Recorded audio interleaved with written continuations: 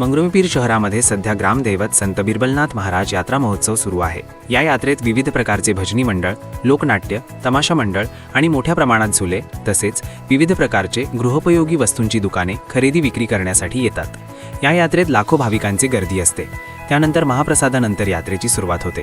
शिवकन्या बढेनगरकर यांनी आणि लोकनाट्य कलाकारांनी पुलवामा हल्ल्यामध्ये शहीद झालेल्या जवानांना आणि महाराष्ट्राचे उपमुख्यमंत्री अजित पवार यांना 2 मिनिटे मौन राहून श्रद्धांजली वाहण्यात आली। आपले देशाचे मंत्री अजितदादा पवार यांना आपण 2 मिनिटं श्रद्धांजली देतोय आणि शहीद जवान आज 14 तारखेला पुलवामाचा हमला झालेला म्हणून त्या जवानांसाठी फक्त 2 मिनिटं आपण श्रद्धांजली देतोय।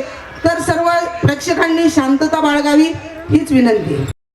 समाजामध्ये तमाशा मंडळाकडे पाहण्याचा दृष्टिकोन वेगळा आहे, परंतु तमाशा मंडळाचे हे प्रशंसनीय कार्य कुठेतरी त्यांच्याकडे चांगल्या भावनेने पाहण्यास, समाजाचा दृष्टिकोन बदलण्यास भाग पाडत आहे। अजित पवार यांच्या निधनाने महाराष्ट्राच्या राजकीय आणि सामाजिक क्षेत्रात मोठी पोकळी निर्माण झाली आहे। अजित पवार हे त्यांच्या कार्यशैली आणि नेतृत्व गुणांसाठी ओळखले जात होते। त्यांनी महाराष्ट्राच्या विकासात महत्त्वपूर्ण योगदान दिले होते। त्यांच्या निधनाने सर्व स्तरातील जनतेत शोक पसरला आहे। आनंद लोकनाट्य तमाशा मंडळाने श्रद्धांजली वाहिलेल्या कार्यक्रमात मंडळाचे कलाकार आणि स्थानिक नागरिक उपस्थित होते। प्रतिनिधी अमोल रघुवंशी, समाजशील न्यूज, मंगरुळपीर, वाशिम।